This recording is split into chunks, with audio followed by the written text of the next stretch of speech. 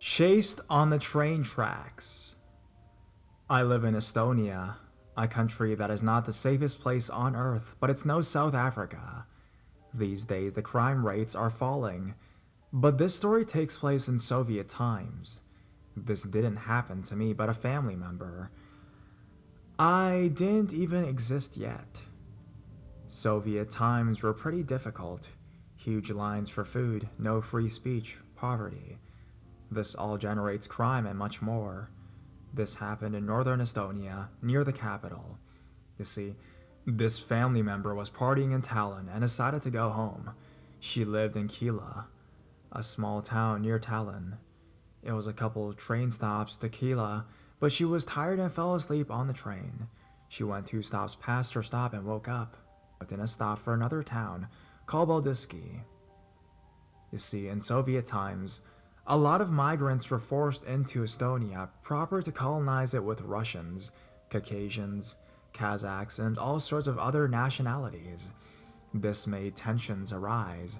This isn't helped by the fact that, going by Estonian standards, most of the people brought in were pretty uncivilized. Paldiski itself was a military town, and a girl was raped by Soviet soldiers in the town a few years earlier. She decided to walk along the train tracks home, since waiting for the next train would have taken hours. The train she took was the last train that day. She had probably walked about 750 meters and was far out on the tracks. Estonia wasn't densely populated, and it did not take a lot to be in the middle of nowhere. She had noticed a scruffy-looking dude just chilling in the woods. This scared her a lot, seeing as there was no reason for him to be there. In hindsight, he probably saw a good-looking 17-year-old girl get out in a stop and walk along the tracks alone and decided to follow her in the woods. He got out of the woods and started walking behind her on the tracks. And this sounds like a friggin' cliche, I know. But this guy started walking faster whenever she changed her own pace, and before you know it, she is running, and he is running after her. Men are almost always faster runner than women, and her getup wasn't really made for such a situation, so he caught up. A fight ensued. In the process, she shoved her fingers into this guy's eyes. I don't know the details well, since she didn't really tell me about this story, my mother did. But she was saved by God himself. This is the only explanation. A cargo train had gone past, and she managed to slip to the other side, and these cargo trains are friggin' huge. This gave her enough time to just get the frig out of there. She got home like 3 hours later, and it was dawn by then. As soon as she got into her town, she started screaming for help and was hysterical. She was a mess, covered in blood, bruises, and scratches.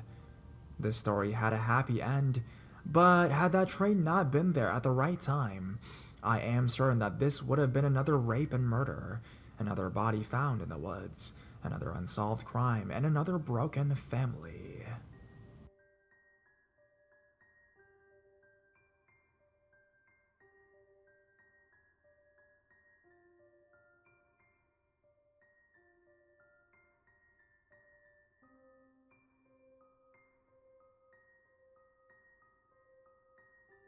Abandoned train tracks. Let's not meet. I've wanted to share this story for many years now, and watching scary story YouTube videos about this subreddit has only made me want to share it more. It's always at the back of my mind, so writing it down will help me be less anxious. This happened when I was 13 years old. You know, the days. Listening to your parents' records for hours, hanging out at the mall, talking about boys at sleepovers. This was one of those sleepovers. My best friend Sadie had come over to my house for such an event. She'll be referred to as nickname S. Both of us were quite short and skinny. She had ginger hair and blue eyes, while I had dark blonde hair and green eyes. We were both pale and had freckles. We were average 13-year-old girls, if that's a good enough description for you. Anyways, S and I have many different personalities and interest-wise. We got into fights sometimes, but there was one thing we both loved equally: exploring and adventure. Seriously, a couple years later we tried to hop a train to Mexico, but that's a different story. S and I got the bright idea while sitting around the house to go check out this railroad that had areas of flooding.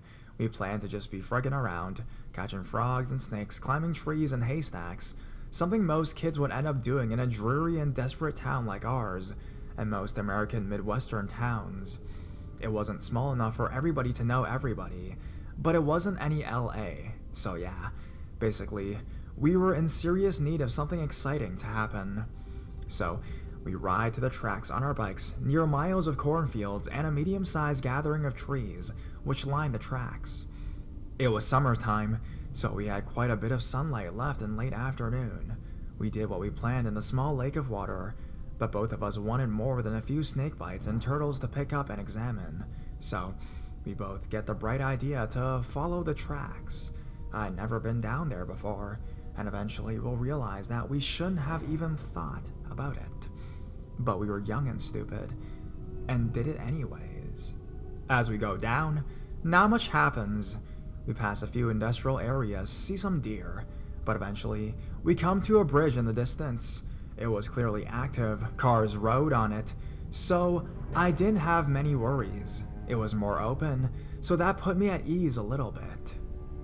Under the bridge we see graffiti, the crappy kind, swastikas mostly, real classy. It did make the area feel a bit more eerie though. Typical trash you'd find under a bridge was there, beer cans, lighters, and even a few condoms.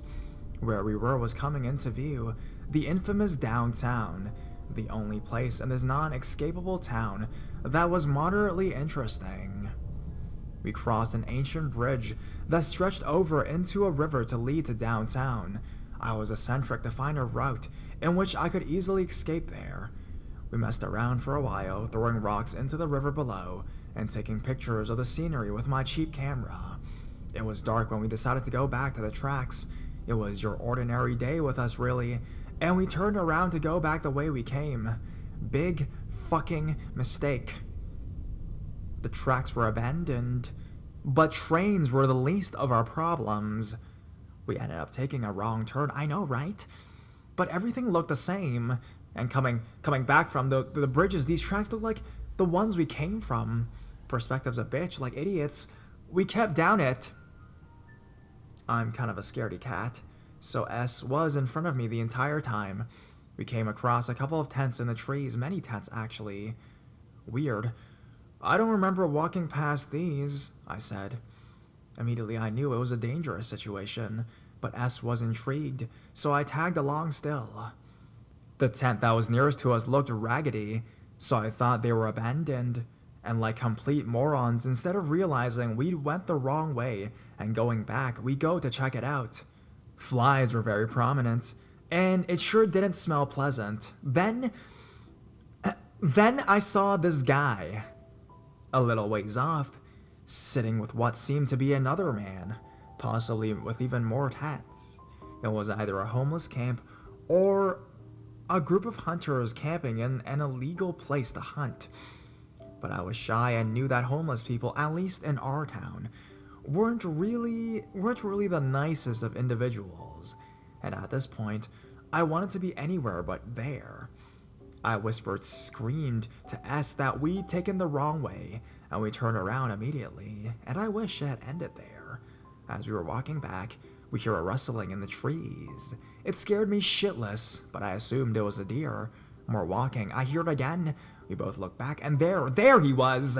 Maybe about 20 feet behind us stood a man in the trees. In an instant, the both of us darted, but he kept a steady distance behind us. I was a weak child, and I couldn't run for long. I had a bit of a history of a weak immune system and heart, so I needed to stop. I was shit in my friggin' pants. I couldn't stop there. But tripping on God knows what, and falling did it for me. S, a track runner at the time, shouted for me to get up. But all that resulted was her running back to me in a desperate attempt to pick me up. He came closer, and I was out of breath. At this point, I could make out some features. He was tall, probably 6 foot or taller. He wore a black sweatshirt, ski mask, and camo pants. I couldn't make out much of his face because of the mask, but enough about him. This is where S saves both of our lives. Fuck off! Or I'm gonna scream my fucking head off! She brandished a knife. And we all knew that houses were very close to where we were. He ran off into the woods. I gathered myself, and we biked our asses home.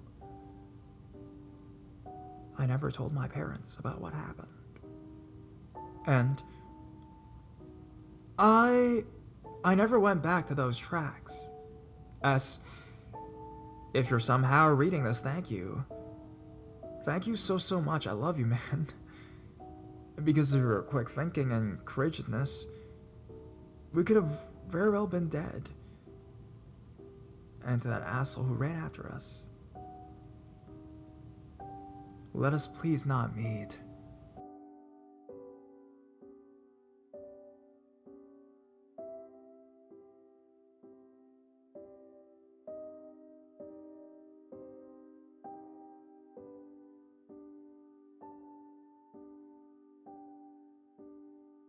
Creepers on the train tracks.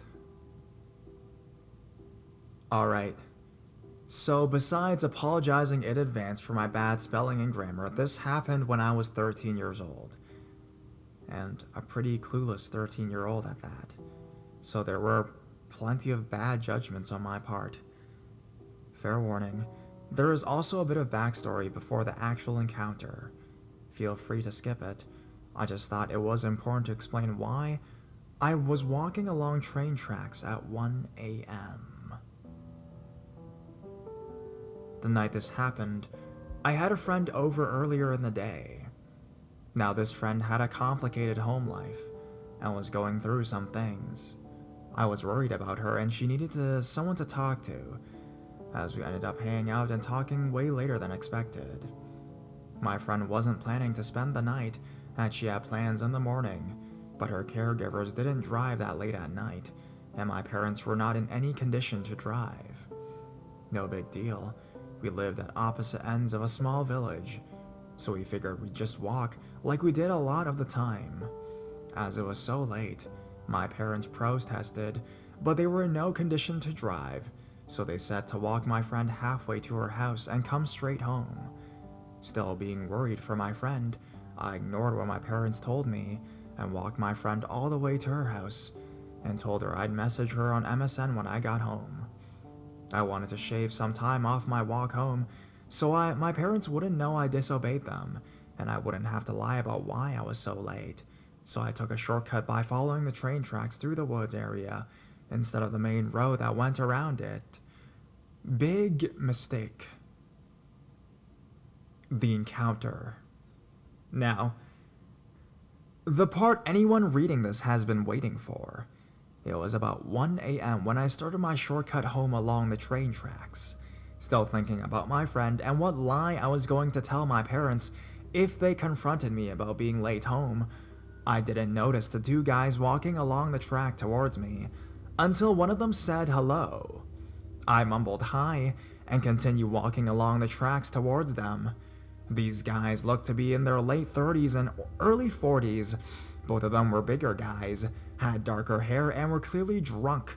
The taller of the two was the more sober of the two and did the majority of the talking. He said it was a nice night out, but asked if it wasn't a little late for me to be out on my own. I said I was heading home and went to move past the guys.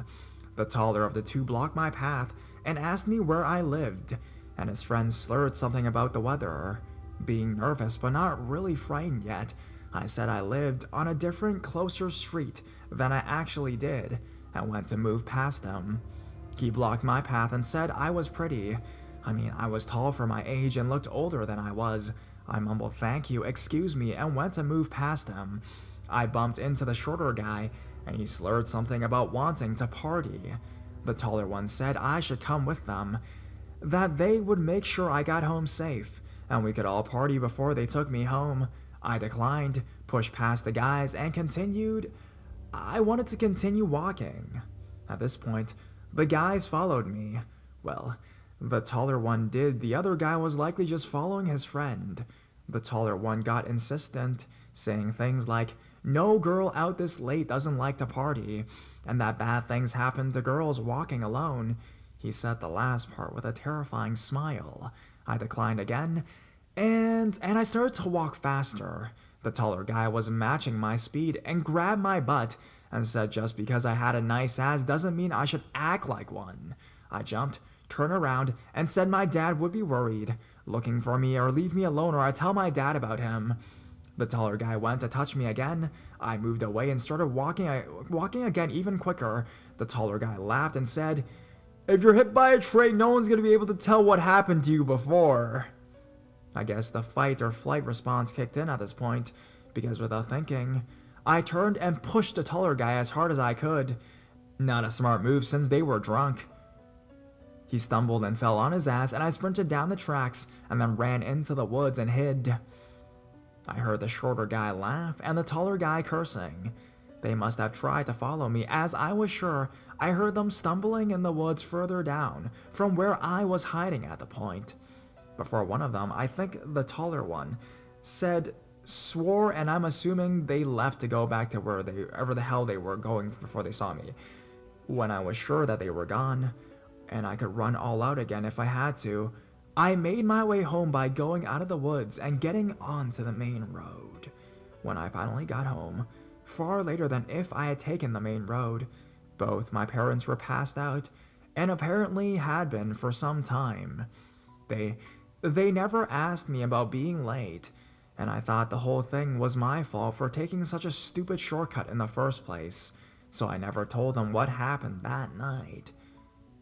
So, hope that creep got hit by a train, or at least I never see him again.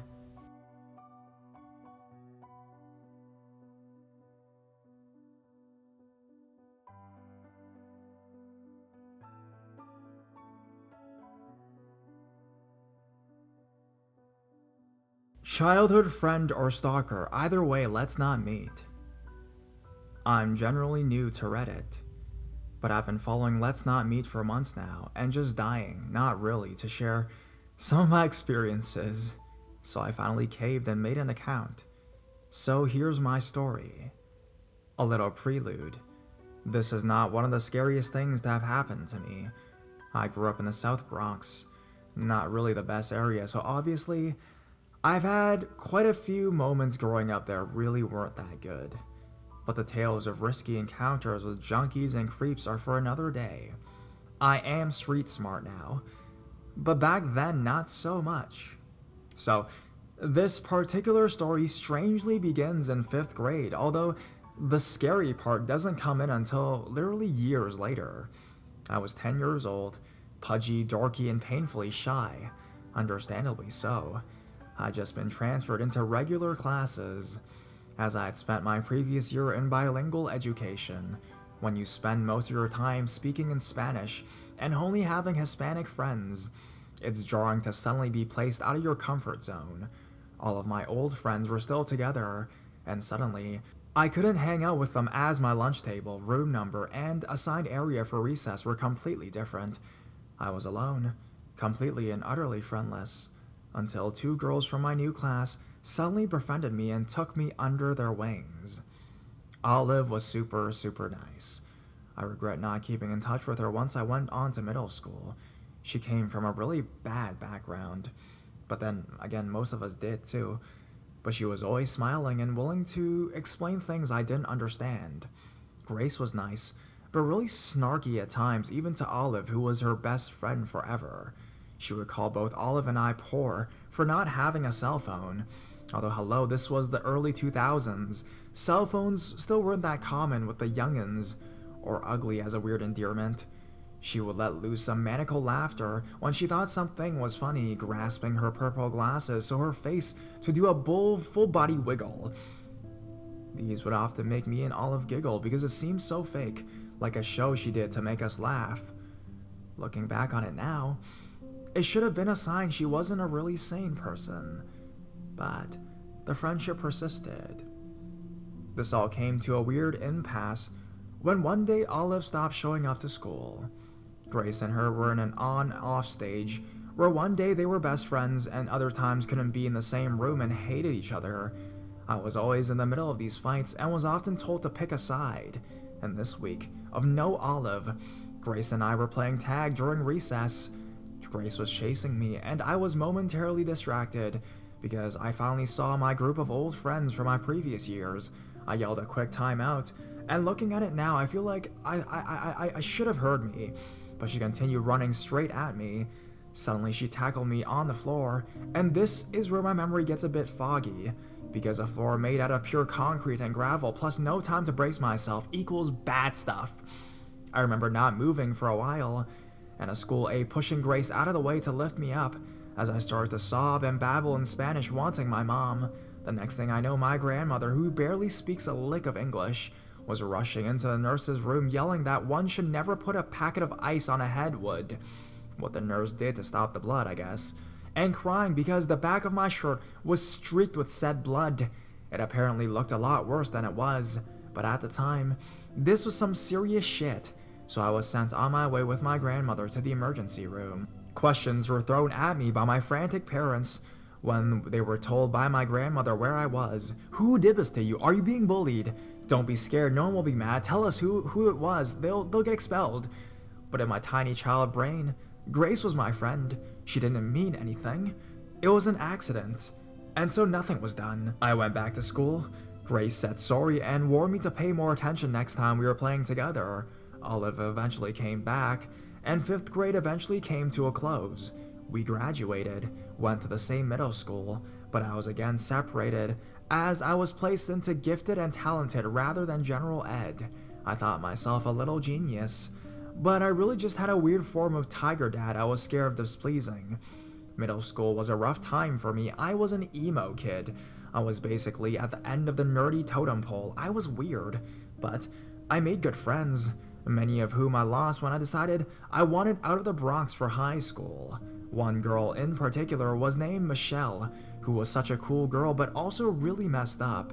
She would come in with cut marks on her wrists, not show up at school for weeks at a time, ran away once, and was sent to a mental institution for attempted suicide. But she was what I considered my best friend during my 3 awkward years, and so when I went to high school, separated from my tight-knit group, I maintained in contact with her the most, sporadically, but still a lot more than the rest of my friends. Why is she mentioned in the story? Am I just writing a long memoir of my life? No, dear reader. It all comes together soon. In one of my first days of high school, I was still learning how to take the train by myself, so was always really concentrated on where I was going instead of my surroundings. When I was waiting to get off the train, I suddenly felt a tug on my arm and turned around to see the dimply face of Grace and bright pink glasses. I was surprised and must have looked shocked because her first words were, "Don't you remember me? Or can't you talk?" She laughed, and I laughed alongside her too, not really knowing what to say. It was weird. I hadn't seen her in 4 years, but I was her friend at one point, so I wanted to be nice. She walked with me all the way in front of my apartment building, updating me on how she didn't talk to that stupid bitch Olive anymore because she didn't like her style, bragged about her hot older boyfriend who was in a gang, and I generally thought she was joking or at least just hyping herself up. I walked with my brand new cell phone in my hand, a blue Sidekick idea with a flip keyboard that was all the rage, and she immediately honed in on my hand as we got to the front of my building. "Oh, you got a cell now, ugly?" I wasn't into sarcasm. I was a crappy teenager, okay? So I didn't react to her taunt and just said, "Yeah, you jealous?" and laughed it off. She asked for my number to keep in touch, but didn't give me her number in return. Just said she would text me to catch up and hang out. Fine, cool, whatever. I didn't think much of it. That very day, I was doing some homework on my bed, my older sister hogging the computer with headphones in and ignoring my chatter, when my phone started to ring. I saw the jumble of numbers, and although I know it's unknown, still picked up the phone with a questioning, "Hello?" What I was met with was the worst toe-curling scream in my life that nearly blew my ear out. It was horrible. It sounded like the devil himself was torturing a woman, and she was screaming murder. It was so loud that even my sister with headphones on jumped up in the air and turned around to see me disconnect the phone. We were both shaken, but she didn't have time to ask me if I was okay, because the cell phone started to ring again. I saw the same number and stupidly picked up the phone again. My sister calling my mother over to say we might be overhearing some murder or something. We watched a lot of CSI, okay?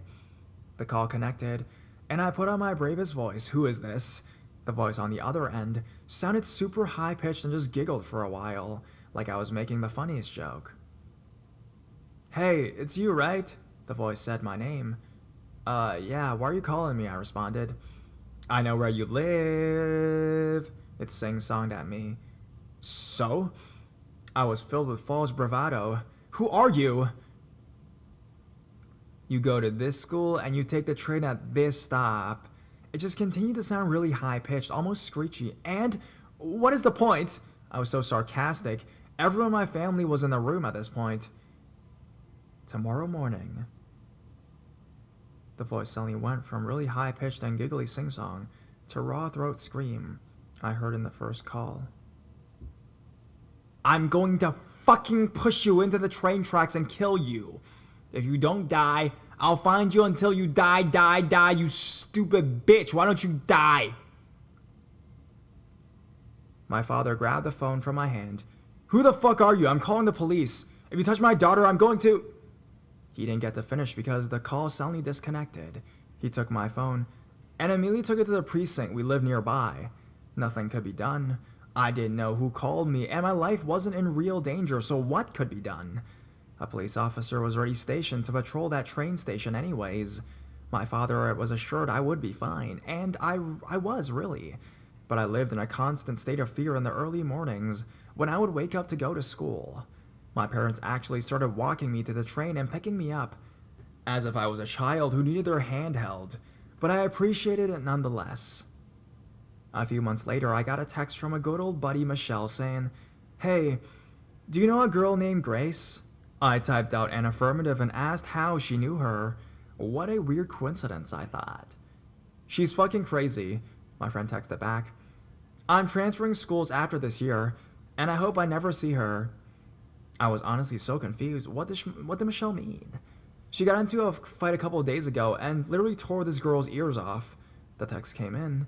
She said you were mean to her in elementary school, but that's shit, you're not a mean person. Said I didn't believe her. She said I better because I would regret it.